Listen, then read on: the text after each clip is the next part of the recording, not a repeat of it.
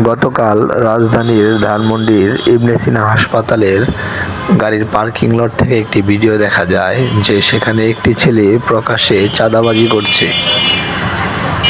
ভুক্তভোগীর কাছ থেকে ছেলেটি জোরপূর্বক চাঁদা আদায় করে নিচ্ছে।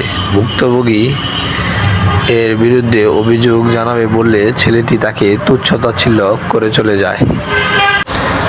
এরপর রাতে একটা লাম্পা ঘুম দিয়ে সকালে ঘুম থেকে চোখ মুখ ক্যাসলায় উঠে দেখি পত্রিকায় সেই চাঁদাবাজের গ্রেপ্তারের খবর ছাপা হয়েছে। কিন্তু সেই চাঁদাবাজের একটি কথা আমার কানে এখনো বাজছে।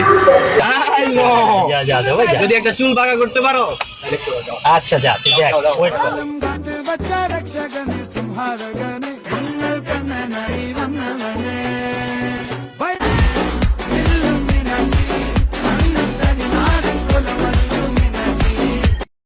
বেটা এটা হইলো এটা सारी उम्र मैं जो कर जा बने